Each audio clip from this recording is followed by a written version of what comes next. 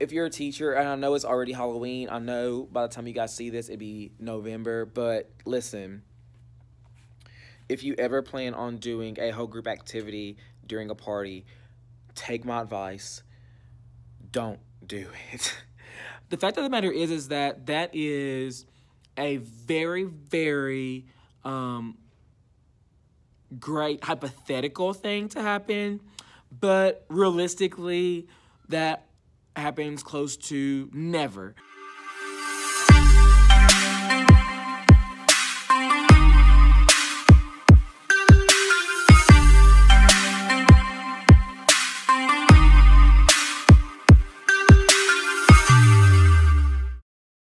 It's been a minute.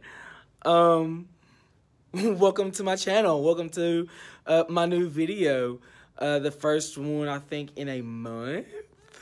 Today is November the 16th. And if I remember correctly, I think it's been a literal month since I've uploaded my past video. And there are a couple of reasons for that. Reason number one is I had broken my laptop screen back in October. So I was actually editing a vlog one day, and I was walking on my computer, and I dropped it, and it hit the edge of the screen, like the corner.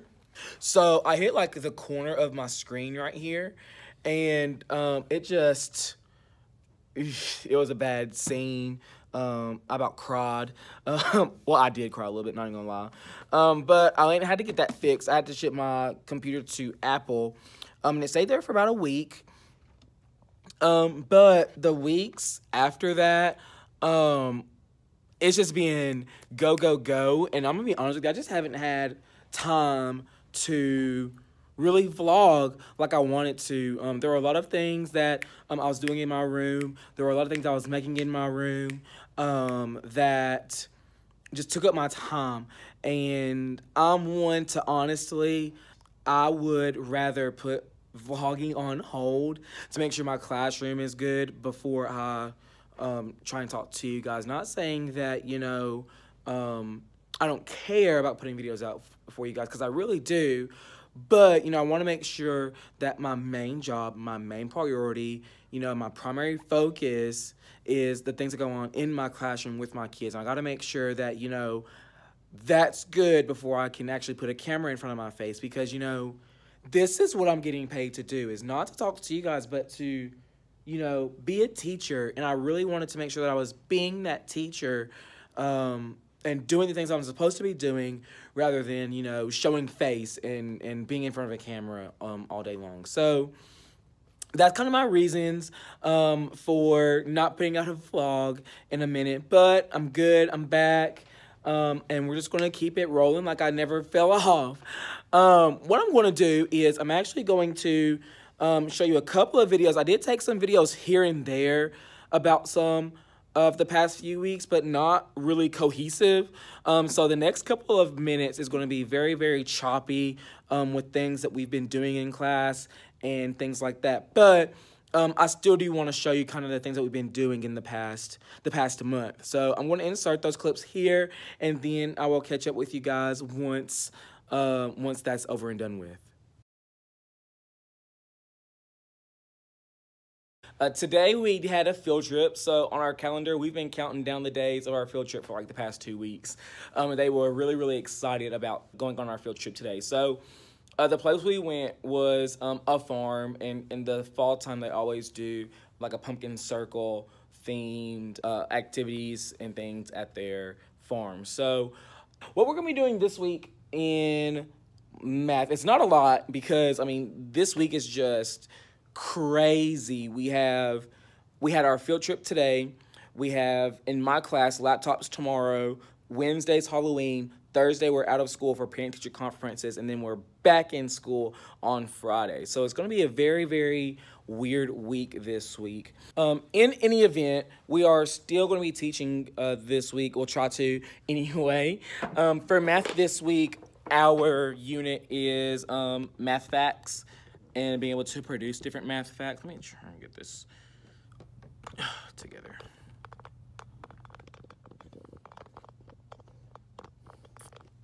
There we go. So in math this week, we are focusing on math facts, facts that I know.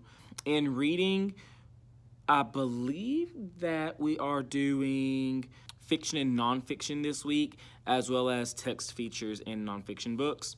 In science this week, we're still doing transparent, translucent, opaque, and how all that stuff goes into making shadows and things like that. Social studies this week, we're still doing past, present, future. Since we hit a lot about transparent, translucent, opaque, we're not going to do a whole lot with it. We're going to do our experiment that we did not get to do last week this week. So that's what I plan on hitting for science this week, and then going back and hitting our anchor chart for transparent, translucent, opaque. For reading, our themes for our books, we have 2 books this week. One is a fiction text, Duck for President. Our second book is Let's Vote on It, and we're going to be using those 2 books to talk about fiction and nonfiction books, and then going into text features and things like that. What's up, y'all? It is Halloween, October 31st. We just got out of school, and I actually need to leave in about 8 minutes. So I'm going to try and make this as quick as I can.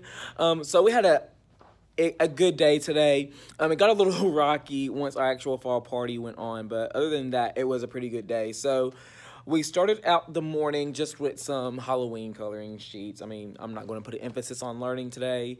Nobody's mind is on learning today. So we started off with some Halloween coloring sheets. After that, we read. So after we did our morning work this morning, we came to the carpet and we read a couple of stories from Garfield's Ghost Stories. They were very, very interested in that book, and I'm so glad.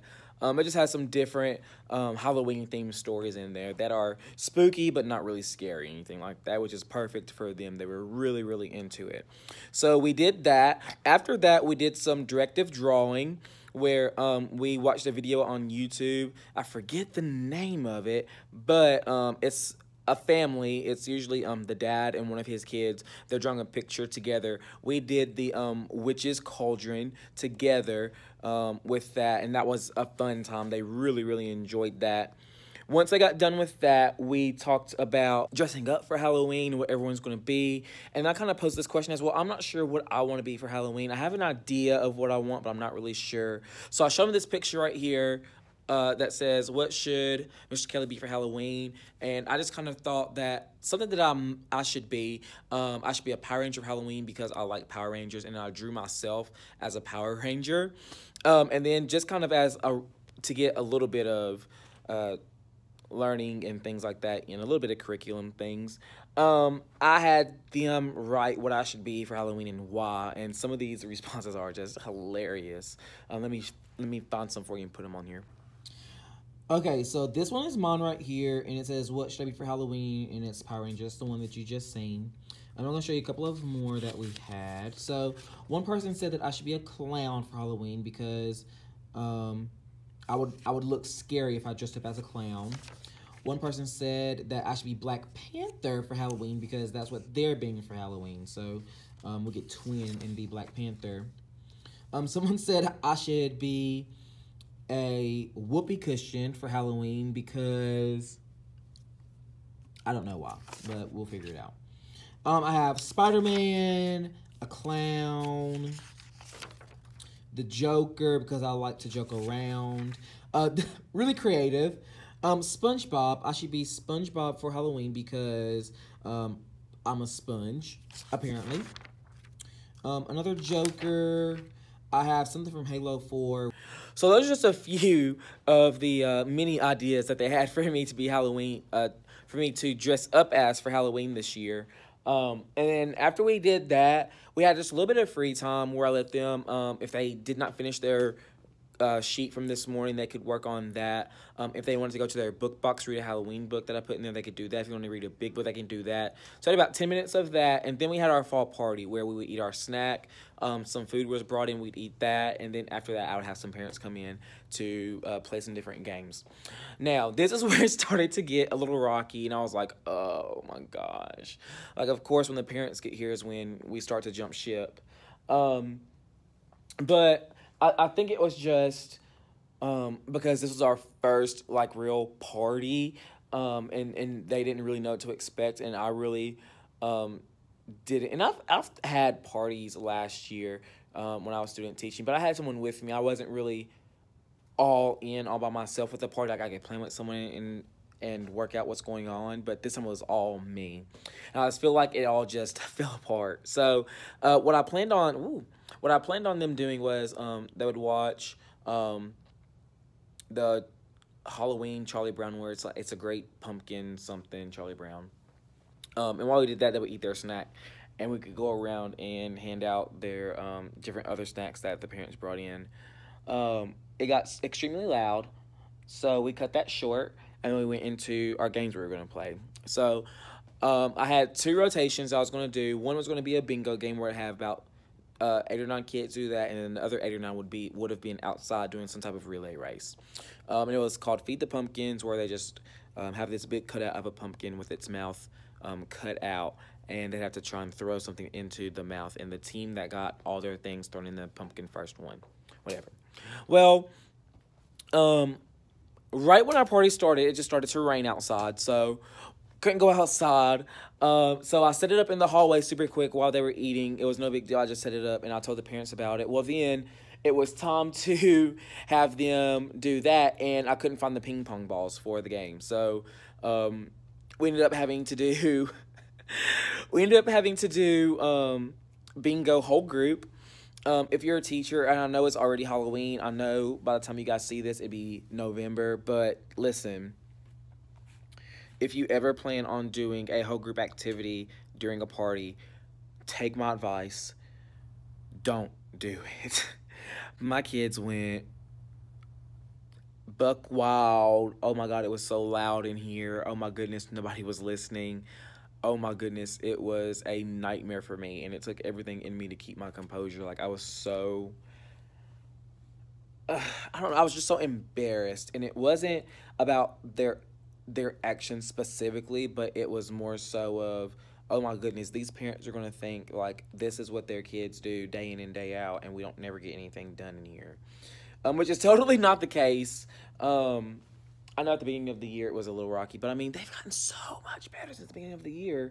And then we have a party, and then it kind of reverts back to how we did after the beginning of the year. So that was a little downer, but it is what it is, and it's whatever. We just had to roll with it. The parents are really understanding, and I mean, it is what it is. So after that, we went to lunch. We came back. We did a mystery science experiment with spiders. We did not get to finish it, so we'll probably finish it on Friday. But we started that. Then we went to recess, a special area, came back, went home. So it was a pretty chilled day for the most part. So now that Halloween is over for me, it is time for me to get ready for conferences, because our conferences are tomorrow. And I am not completely finished. I have most of my paperwork and things together. Administration just gave out our report cards before the end of the day, so I can go ahead and put those in with my other paperwork. But I just got to make sure that I have everything that I want in there. There are some kids that I'm going to put more things in than others, just because there's some certain things that I want to show and talk about. But for the most part, I'm okay, but I want to just make sure I have everything. And I'll actually show you tomorrow, because I'm going home to work on it. I don't want to stay here because I'm ready to go. I need to change the scenery. But I'll show you tomorrow morning what I'm doing for my conferences and what they'll look like and what they'll sound like. But for right now, I'm out. I got to make sure that I have all my stuff ready in time for me to watch American Horror Story tonight, and then I'm going to sleep. So, without further ado, I will see you later in the next clip. What's up, y'all? It is Friday, November the 2nd. I did not get to get in touch with you guys yesterday on conference day, just because there's a lot of different things going on. I had some last-minute conferences get scheduled, so my times were kind of moved around a little bit. But I do want to kind of show you guys what I did for conferences this year. Now, it looks a little different from what I did last year. I still did a self-evaluation of what the students thought about themselves, how they think they're doing in first grade so far. That stayed the same, but as far as the format of what I showed the appearance was just a little bit different from last year. So I'm going to go ahead and put you guys down so that way you could see what I did this year. So to start off the conference, I thank the parents for coming, thank the kids for coming, and then the student would sit down and they would go over this worksheet right here. So this sheet is just a student self-evaluation form. It's just some different behaviors that we want our kids to be honest with how they think they're doing so far in first grade. Are these rules that they feel like they always follow, sometimes follow, or never follow? And so we had them rate themselves on that. And for the most part, the kids were pretty honest with how they're doing so far. I had like 2 or 3 out of my 20 that were like put always all the way across the board when I was like, dude, let's really think about that. Sometimes we can do it and sometimes not. And there's sometimes like, let's think about it. You always are shouting out instead of raising your hand. So let's really think about that. So, but for the most part, they were all good. So we started off with that. And then we went from the student self-evaluation to their report card. So, and the sticky notes, it just has different names on there and things like that. So I don't want to put anyone's business out there. But inside the report card shows grades for the 4 core subjects, reading, math, science, and social studies. And in the back of it shows how we grade them for their work habits and things. So I kind of showed this first to get them of how the students are thinking, and then I show them this about what I'm seeing in the classroom, what the data shows. So after we talk about the academics that are inside and then the work habits and social skills that are on the back, we go into some more academic things. For our testing, we use iReady and Lexia as our diagnostics and our benchmarks. So at the beginning of the year, all the students took a benchmark. We'll take another one in December, and then for the winter, and then we'll take another one in April for the spring, just to kind of show their growth and how they're doing in math so far. So for this particular student, I showed them how their kids scored in August at a mid-first grade range. That means that in August, they're scoring the same level as someone who has been in first grade for half of the year. And then it breaks it down into different domains of how they did in there. And again, she's mid-first grade across the board. So she's doing amazing, this particular student. And then we kind of talked to them about how much growth we expect for them to get by the end of first grade. And it's typically about 30 points that we would like to see for growth, 20 to 30 points. And then the bottom part that I didn't show that I have covered up is just some more information about the particular student within each domain, what they're hitting and what they need to work on to grow in that domain. But we showed them that. And then we showed them their Lexia goals. So this is a program that we use for our reading, and it covers a whole lot of things in reading.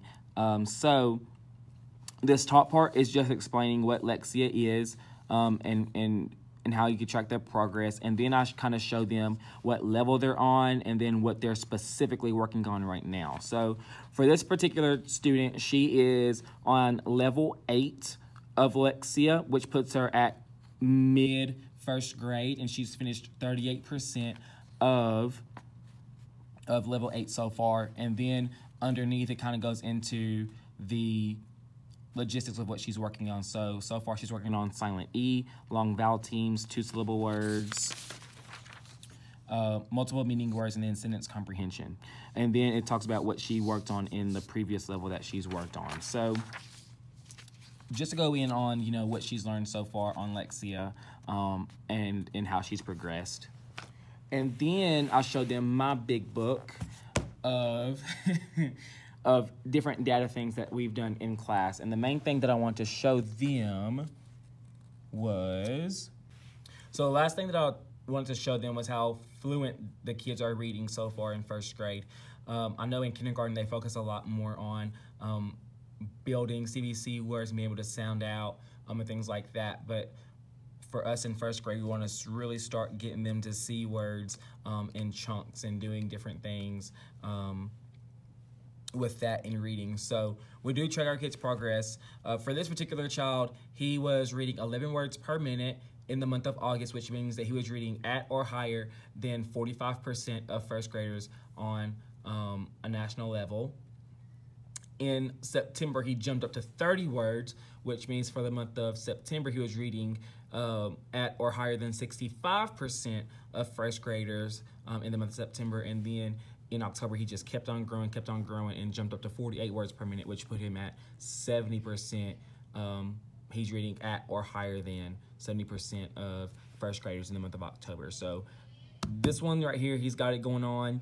And then we even went and took it to the next level and showed them really the type of passages that we're having them read, what kind of words they're having to read, what kind of errors they're making, just to really show them, you know, the passages that we're using, you know, they're passages where they can put certain phonics skills in that we've previously taught or are currently working on right now.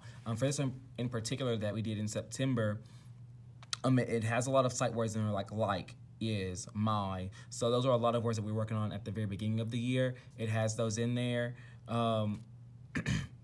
It also has a lot of CVC words in there just because they're familiar with a lot of CVC words. We haven't really hit a lot of other phonics skills so far in that. That's what we've been working on so far.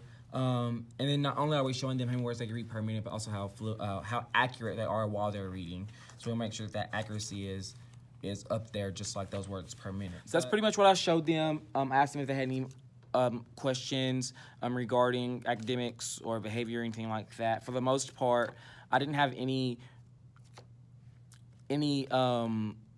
questions or anything like that. I did have a couple of questions for some of mine where their kindergarten teacher had taught them some different things that are above the kindergarten level. But I think that we've got it worked out with those parents. But other than that, that's all I had. Everyone was really pleased with the progress that their kids were making. And if there were any issues, we handled them when they came. But other than that, they went really well. So I'm super excited about that. And then today, we talked to not a whole lot. We had a weird week this week with us having a field trip on Monday. Halloween, we were out for conferences. It was just a really, really weird day. So all we really did today was we caught up on our Lexi and iReady times. We talked about Dias de los Muertos. Did I say that right? Dias de los Muertos, Day of the Dead, how they celebrated it yesterday for children and then today for adults. So we talked about that. I'm trying to think what else we did. Oh, we finished our spider activity that we started on Halloween, and then we had Fun Friday today. So it really wasn't a whole lot of academics, which is fine because we didn't have a chance to teach a whole lot this week just because of all the weird things that were going on this week. So we'll get back in the game next week. I'm actually going to head home now, and then there is where I will answer some Teachers Connect questions.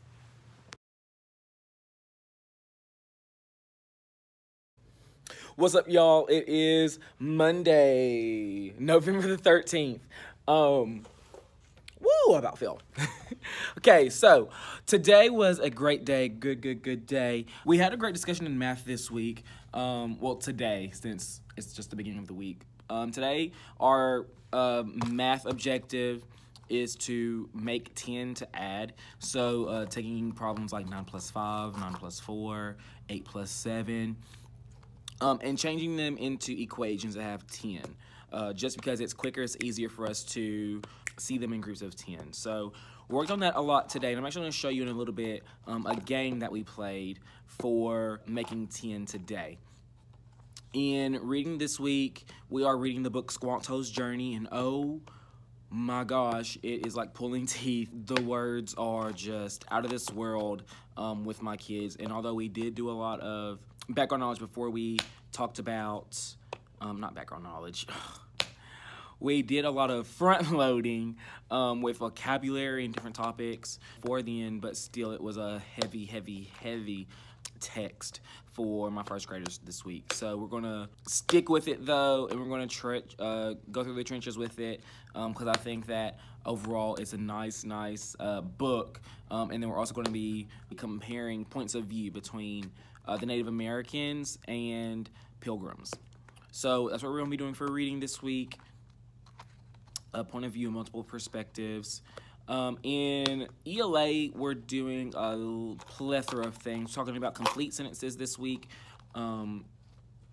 Now, on our scoping sequence, is that where we're at? Definitely not. We are a little behind in our ELA, but that's fine. We're catching up just fine.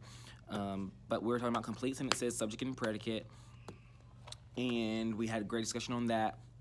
For phonics this week, we are talking about silent E. Most importantly this week, we're talking about the long A pattern for silent E. And what we're going to do for our scoping sequence for phonics is we're going through each silent E pattern by week. So we have long A this week. Next week, I believe, is long E, I, O, U. I think we're going just in order. No, we're not. This week is A. Next week is O. The next week is I. And then that next week, we're putting U and E together and doing long E and long U.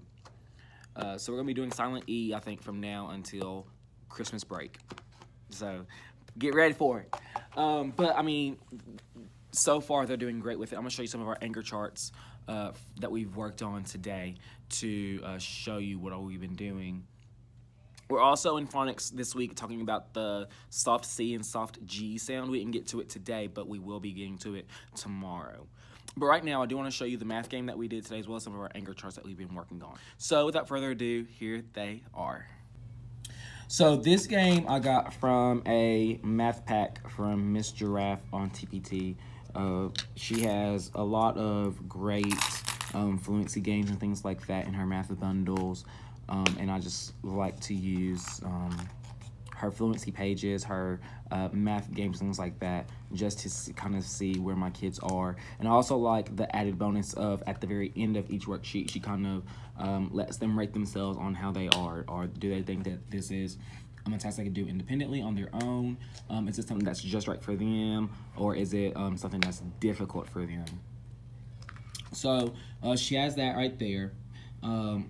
This is one of the games from her Fact Fluency pack. I think it's math pack number 10, I believe. But it's just making 10 to add. So I keep all the things that they're going to need for their math games inside the pocket sleeve. So they have everything that they need in here, unless it's in their math toolbox. Now for this, my kids pulled their counters out for their math toolbox, and they got their dry erase marker from their desk. But other than that, if it's not in their desk, or if it's not in their math toolbox, then they'll have everything that they need inside this pocket sleeve. But other than that, it's just strips of paper, and it has adding to 9 to make 10. So what they do is they just take one of the strips of paper and they put it in the very top box. So our problem right now is 9 plus 5 equals blank. Now what they're going to do is they're going to build 9 and 5. So the first one that they're going to build is 9. Now this example, I'm using transparent counters. It doesn't really matter what you use. The biggest thing for me and my kids is just using 2 different colors. So the 2 colors that I have is I have purple to represent 9. And then I have green to represent my second number. Now, for my kids that actually played this game, they used their flip counters. So they used red for 9 and then yellow for whatever the second add-end was. But they're just going to build it right here. And one thing that I talked about today was that, you know, 9 is so close to being 10, because for our number talk, we focused a lot on double 10 frames and figuring out what the number is using double 10 frames. So the top one would be a full 10, and then this would have some number from 1 to 5. No, 1 to 9. And then we figure out, oh, well, 10 plus 9, that's 18. Oh, 10 plus blah, blah, blah, that's whatever. So really getting like, oh, we can see that as 10 plus whatever, so that makes that, which is a great segue into what we did today. So that was kind of a tangent, but I did want to talk about how I prefaced it with the math talk and talking about, you know, 10 plus another number is really quicker than to go sit and count all those different ways. But we just talked about how 9 really wants to be 10. Can you please borrow 1 counter from the next number? So we talked about how 9 can borrow 1 counter from the next number, and then boom, we have a boom, 10 and 4 more make 14. So one thing that we did was we talked about how we use that to figure out that 9 plus 5 is the same as 10 plus 4. And that 10 plus 4 equals 14. So they'll just write out their new problem. 10 plus 4 equals 14. And then after that, they would just clear off their board. Some of them just cleared off the green because they knew that they were dealing with 9. But they would clear off the green and they would just put their new problem on top. Oh, now they have 9 plus 7. So they build 9 and then they built 7.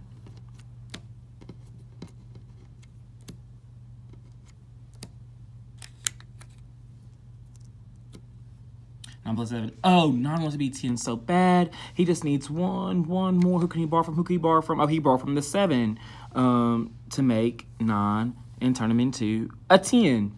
And now we don't have 9 plus 7 anymore. We have 10 plus 6. 10 plus 6. We know that equals 16. And then 9 plus 7 equals 16. So that was kind of the gist of it. And they would just go through each individual problem like that. And that's pretty much what we did today.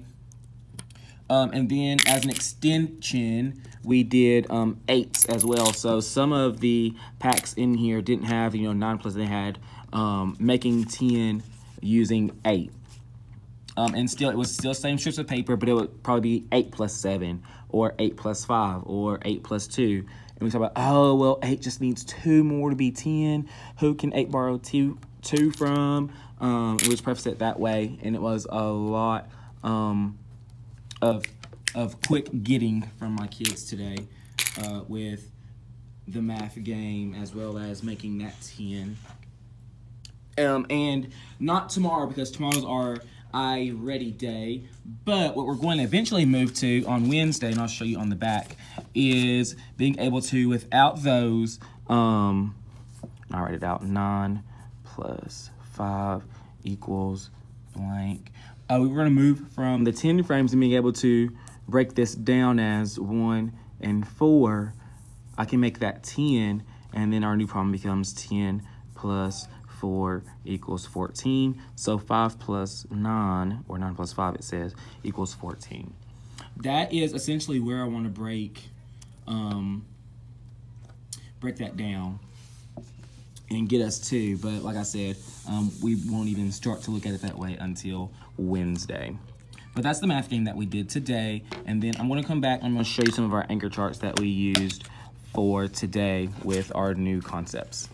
Okay, so super quick, one more thing that I want to talk about is my Silent E poster. So at the very beginning of the day, it just had that big red E and it said silent. So we knew we were talking about Silent E. The ones at the top right here are really just what they knew about Silent E. And we just had a big group conversation about what Silent E means, what Sneaky E, what Magic E, all those different things that we call them. But in my room, we're just going to call it Silent E. And when we talked about, how Silent E, it makes vowels say their name, we listed those vowels. We said that E does not make a sound. That means it's silent. We talked about the long vowel sound. So not just making it say their name, but that technically that long vowel sound. And then we talked about the pattern for Silent E. We have to have a vowel, we have to have a consonant, and then we have to have that silent E at the very, very end. What we did was I just wrote some short CVC words, and then I put my magic E and turned them into long A words. Went from cap to cape, rat to rate, mad to made, man to main, fat to fate, and then Sam to sang. So we talked about, the vowel pattern. Does that follow the vowel consonant E vowel pattern? Yes. Does it follow the vowel consonant E pattern? Yes. Does it follow the vowel consonant E? So we really, really hit that. And then tomorrow, during small groups, we're going to dive into it a little bit deeper and begin to make our own long A word. So that's awesome, awesome, awesome.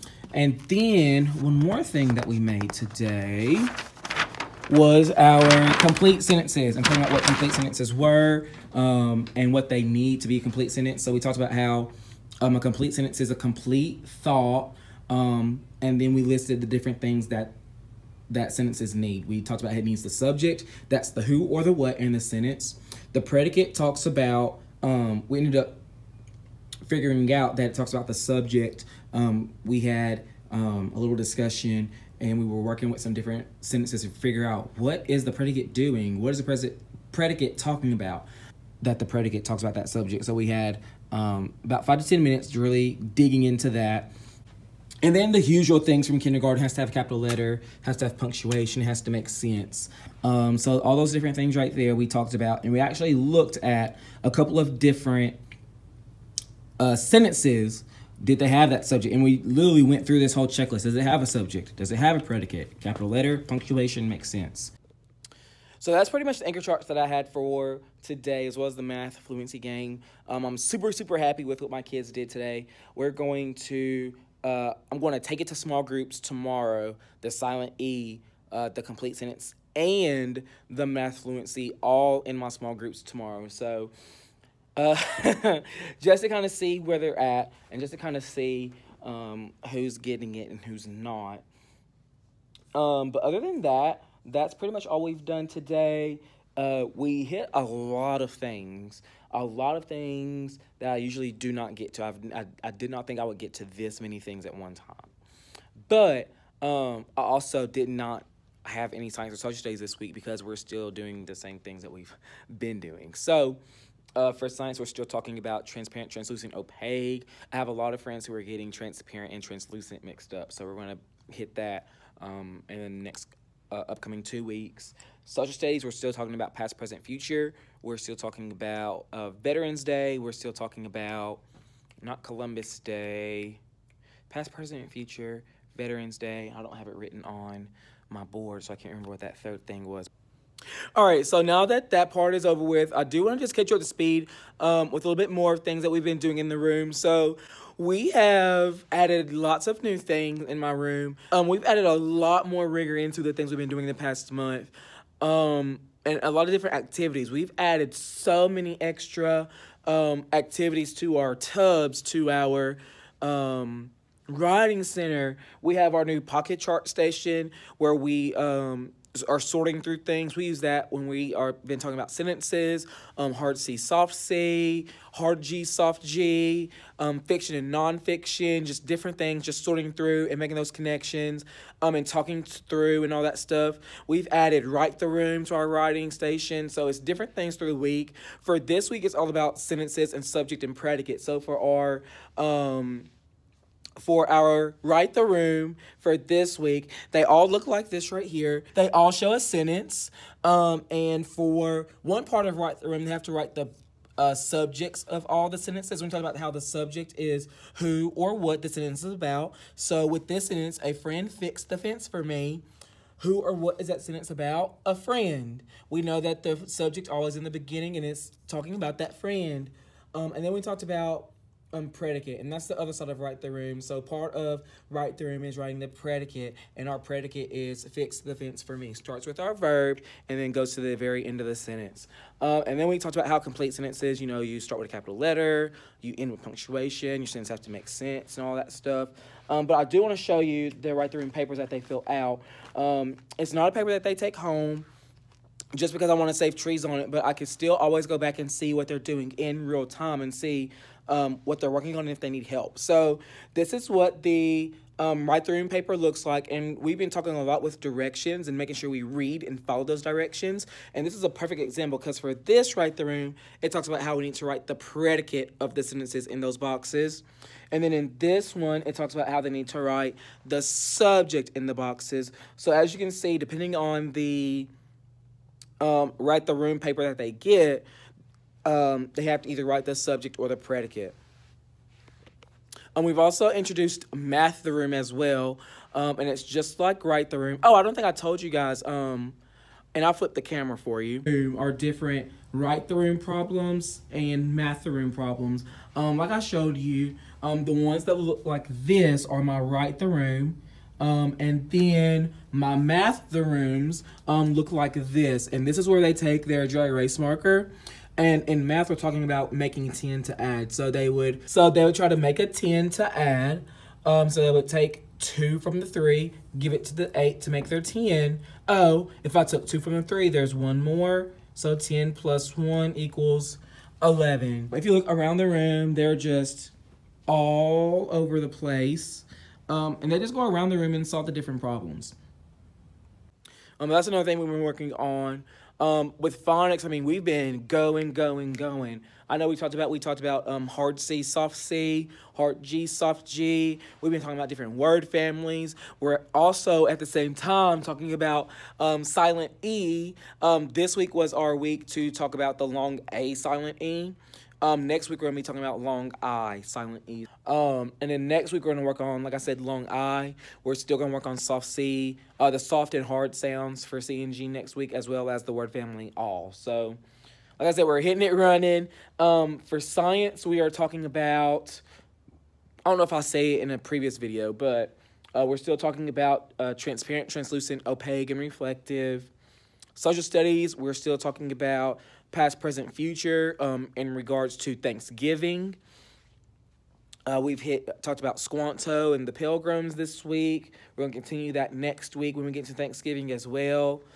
For writing, I'm a little behind on my language and writing, but that's okay.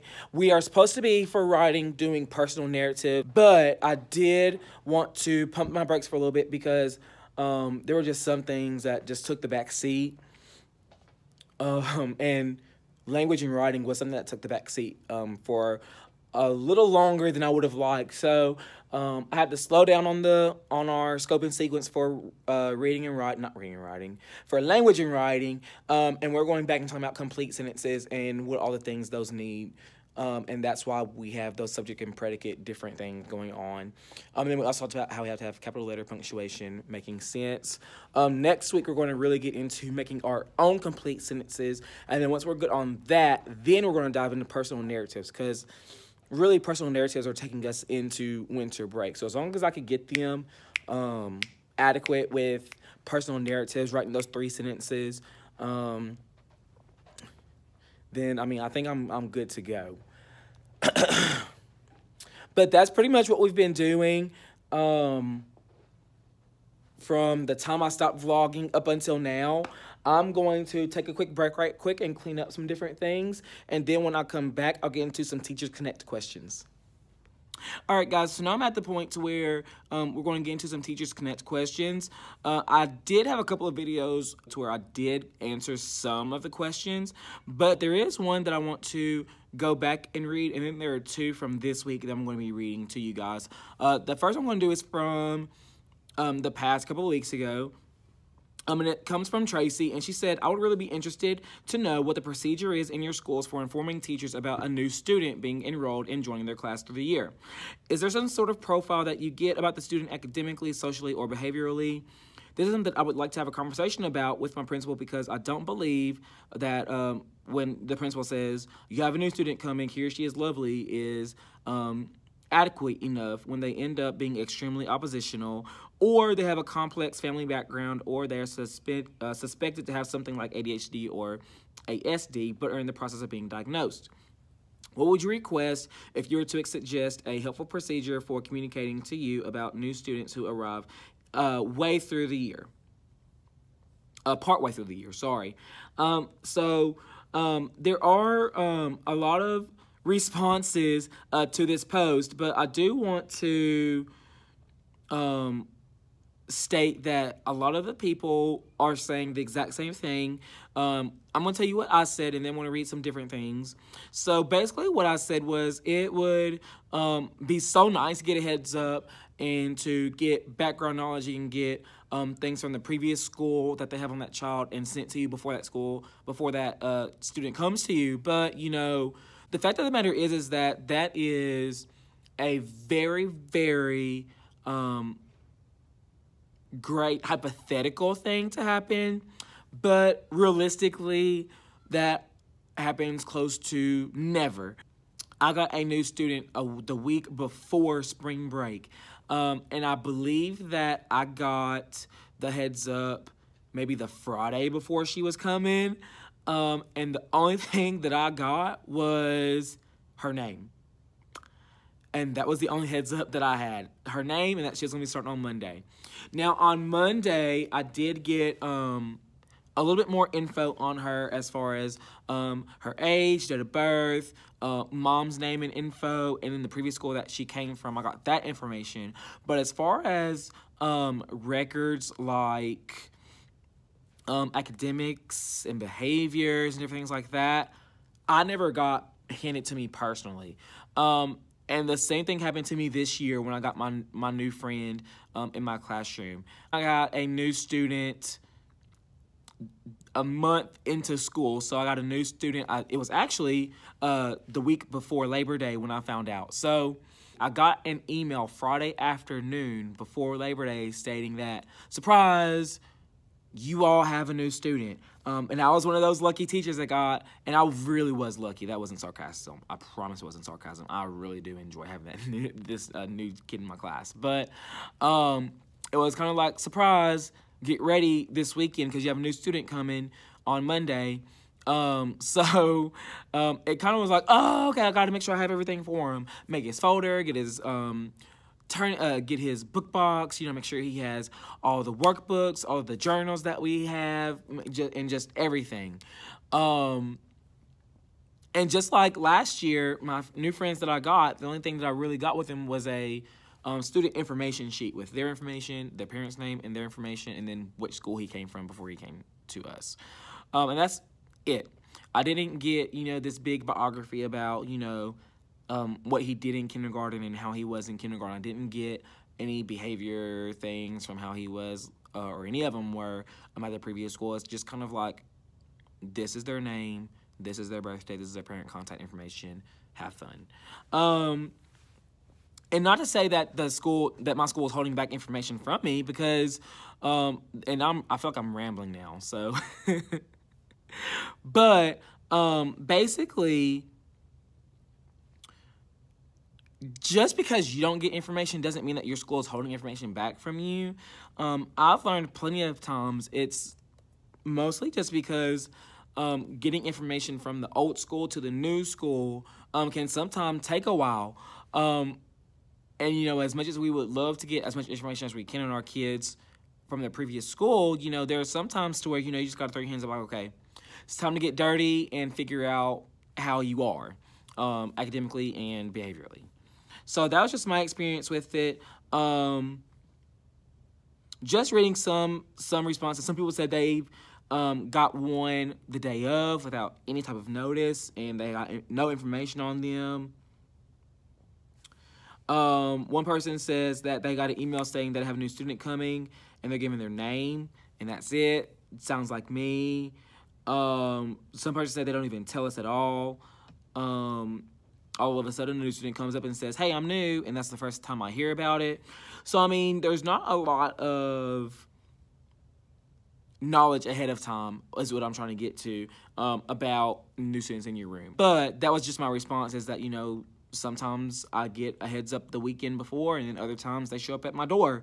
And, either way, I take it in stride and, do the best I can with it.